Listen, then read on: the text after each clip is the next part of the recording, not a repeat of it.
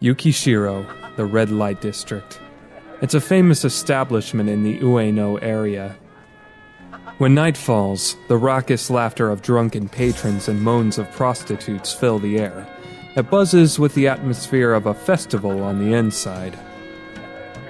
After I had quit the force, I had nowhere to go. Madame Ujaku pulled me out of the dirt and gave me a place to stay. I wasn't even particularly close with her. All she did was help me in several of my investigations during my time with the police. And yet, she took me in without protest. I've been in her care for the past year, and this place has become my home. I recognize one of the girls standing outside pulling in customers. She notices me and says, "Oh, Shu-san! Just getting home?" "Yeah, my job briefing dragged on and on." My friend Reen puts on a sympathetic face. "Oh, you must be pretty worn out, huh?" "Yeah, I'm gonna hop in the bath and then hit the hay." Sounds like a great plan! I don't think there's anybody using it at this hour. Oh, but that's too bad. If I wasn't working, I'd soothe away your weariness. You know, with a little of this, that, and some tender loving. Reen giggles mischievously. What the heck's with those suggestive hand movements? That's prohibited, right? I'm not exactly a customer. Flashing a wry grin at Reen's teasing, I pass through the entryway. Get with the times, Shu-san! Nobody cares about customs like that nowadays. Really? Love affairs between prostitutes and others associated with the red light district used to be punished quite severely back in the olden days. I'll pass. Good luck tonight, Reen. Okay! Reen replies cheerfully and goes back to her work. I peek into the kitchen. When I pass by, it resembles a battlefield. They're busy as all hell since it's the weekend tomorrow. Guess I'll give up on dinner. I can't ask them to do something like that for a freeloader.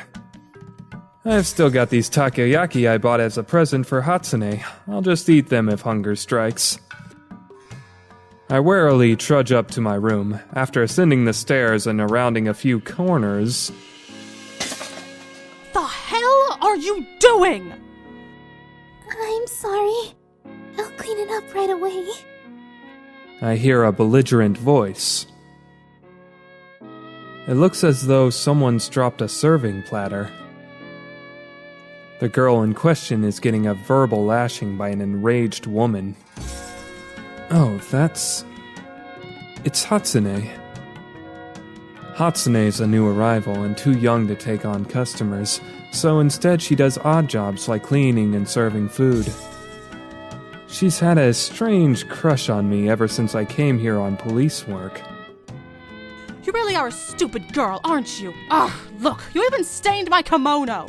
I don't give a shit about how useless you are, but haven't I told you 1,000,000 times not to get in the way of my work? You don't remember?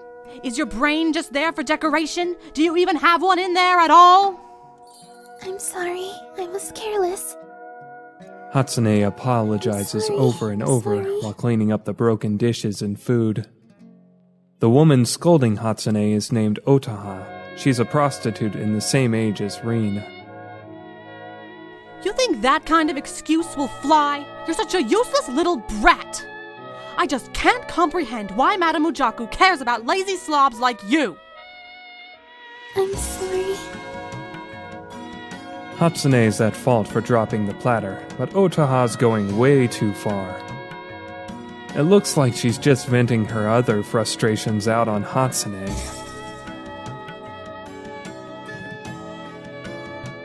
Can't just let this one slide. Otoha, why don't you give it a rest? Hatsune apologized already. Startled by my voice, Otoha turns to face me. Takashiro-san, I was wondering who that was.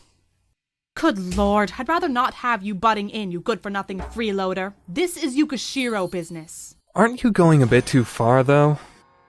I feel sorry for Hatsune. It's her job. Of course I'm going to be strict with her. Otoha suddenly flares into a rage. Feel sorry for her. What kind of bullshit is that? What do you intend to achieve by planting dreams in this little whore's head with your sympathy? Listen up, Takashiro-san. We're not pretty little princesses, okay? We're whores. We work ourselves to the bone just to put food in our mouths. Besides, I'm saying it all for her sake. It's unfair of you to just waltz in here and call it bullying. But nonetheless... Shugo-sama, it's alright. Hatsune pipes up softly. Of course I'm gonna get scolded. It was my fault after all. Look, she even said it herself. Isn't it about time you headed back to your room, Takashiro-san? Frankly, you're hindering my work. Hatsune I'm hangs sorry. her head and I'm lets out an sorry. endless I'm stream of sorry. apologies. Okay, but before I go, I kneel down and start picking up fragments of tableware. At the very least, allow me to help you clean this up. Hatsune gasps softly. Hatsune, hand me a towel. We gotta wipe down the floor. Sure.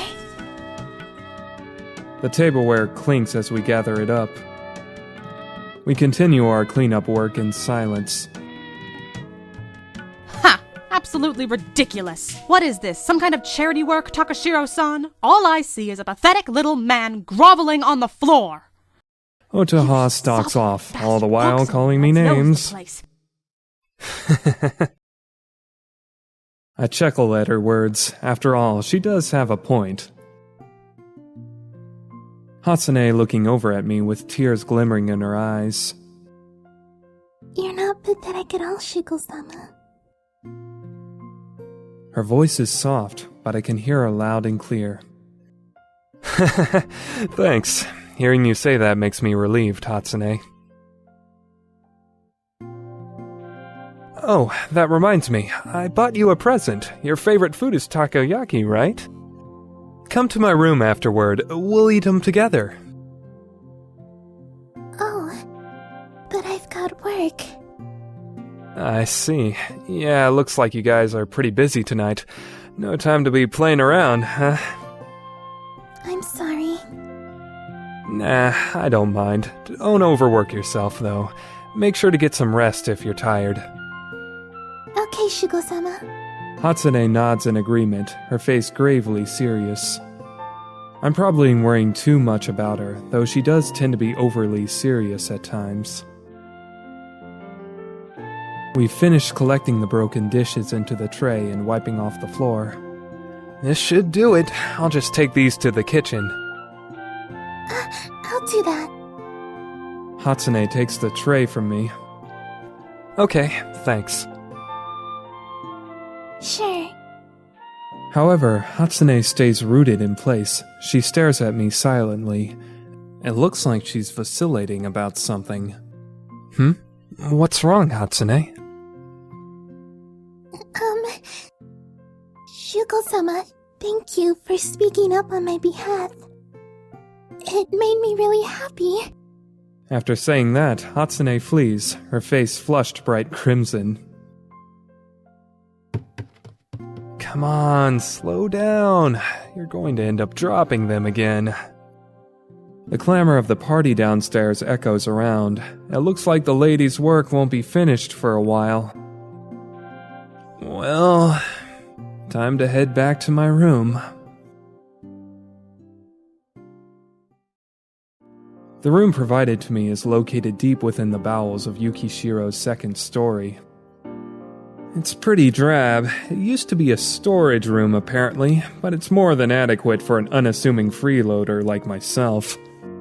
Man, I'm beat. I flop down on the tatami, stretching out my exhausted limbs as far as they'll go. Fortunately, my room is big enough to accommodate that. Somebody must have already lit a fire inside the antiquated stove. The room's warmth lulls me into a slumber. Lying down like this makes me realize that I'm much more exhausted than I had previously thought. I close my eyes, surrendering myself to my drowsiness.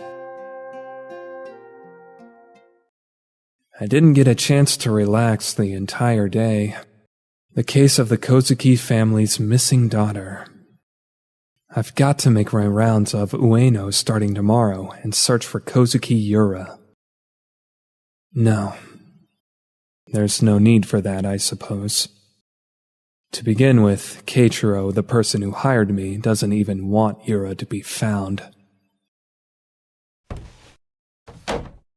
Somebody's entered my room.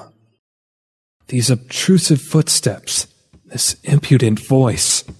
Welcome back, Shugo. Look at you, slumped over on the ground like that without even getting your futon out. Sloppy, sloppy. I'll have you know that I abhor sloppiness. Oh, a present?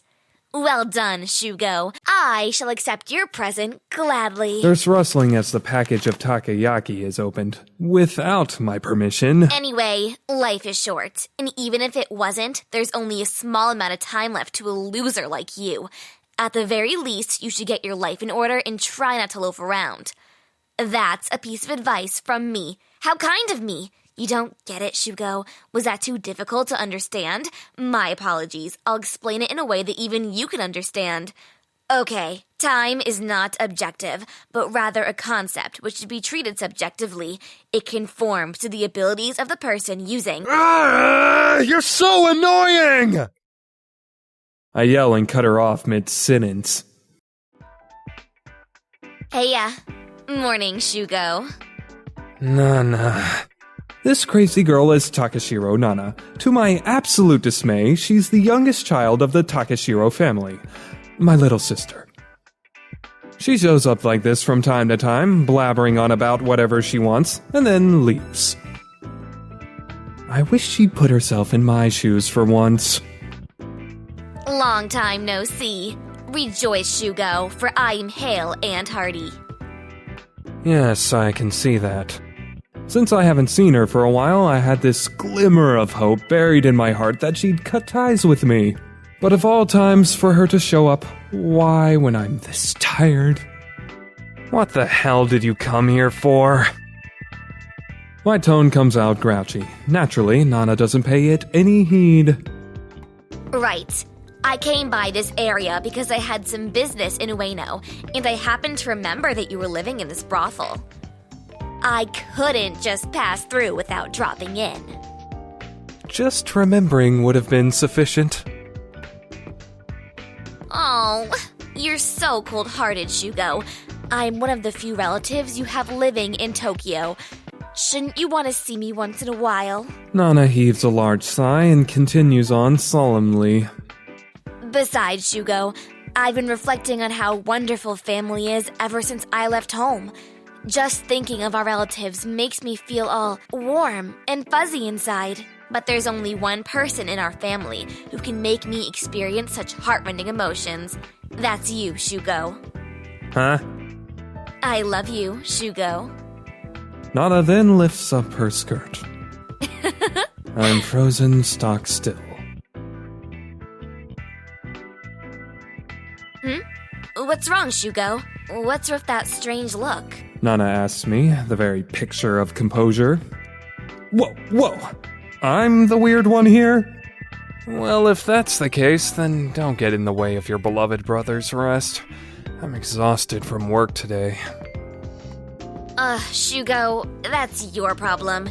It has nothing to do with me, nor do I care. Whoa, hold up.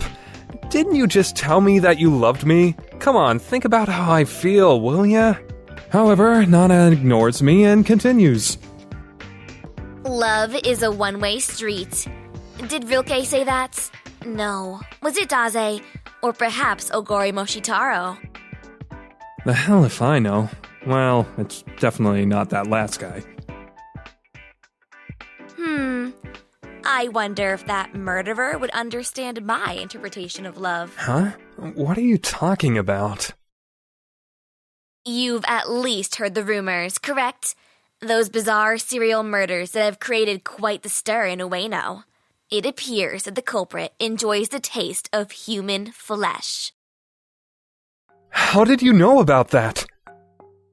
Arashima-san had told me there was a gag order imposed. Shugo, secrets can leak from all kinds of places.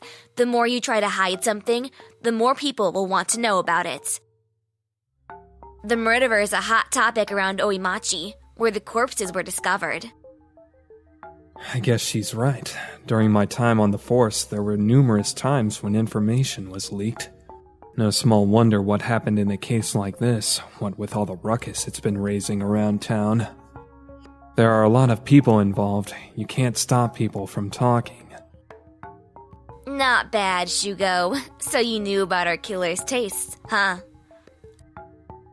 I came all this way to Ueno because I'm interested in this guy. Our killer's emotions, tidbits about this case. There's no way I'd let interesting stuff like that slip through my fingers. Interesting, you say. Nona licks her lips. That's right. Cannibalism has been a serious taboo ever since humans formed societies. You could say it's something that's deeply ingrained in the human psyche. It's probably because the body rejects it, though I've never tried it, so I don't know firsthand. Of course you don't. You'd have to be genuinely crazy to try something like that. But he's able to easily overcome that taboo. I respect him in that single regard. Huh? What's wrong, Shugo? Why do you have your arms wrapped around your head all distressed like? Oh, nothing. I was just suddenly worried for your future. Sometimes I just don't understand what comes out of your mouth, Shugo. You need to make a habit of speaking more logically. Then why don't you make a habit of living with more common sense? Well, back to the topic at hand. Most of the reasons for cannibalism stem from hunger.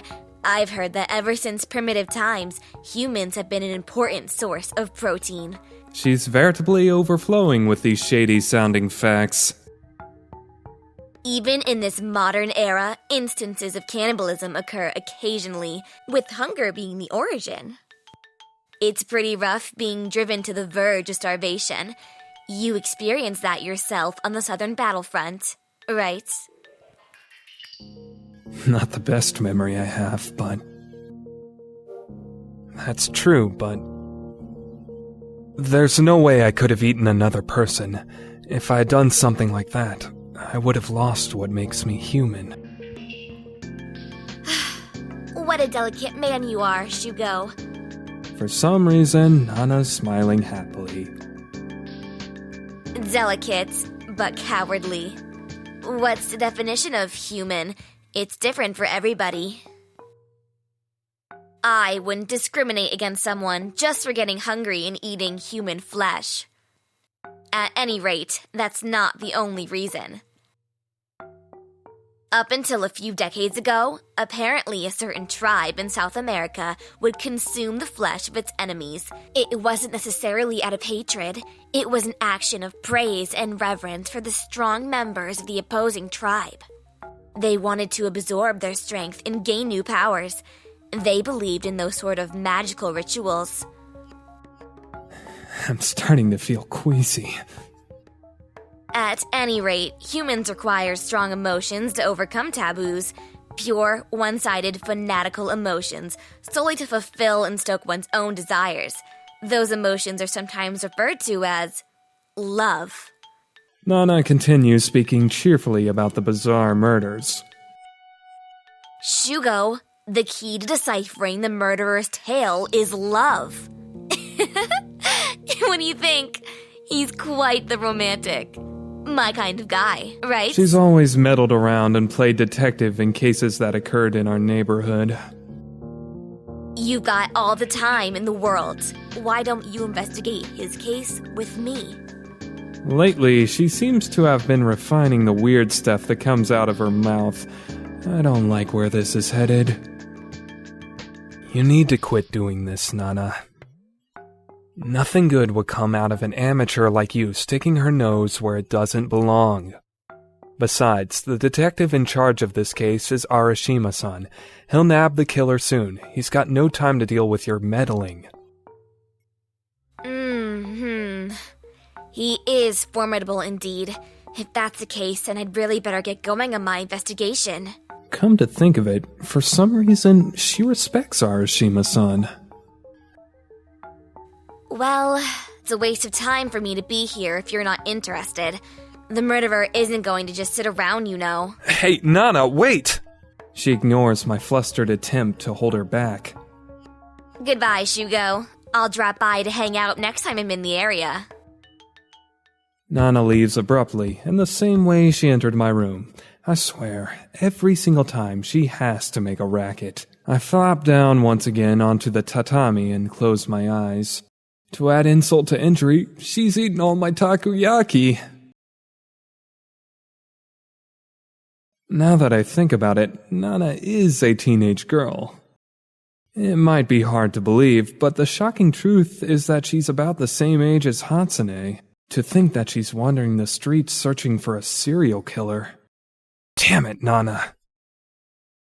She possesses an abnormally intuitive sense of perception, so I don't think she'll actually find herself in any real danger, but... No, that perceptiveness of hers is the real danger.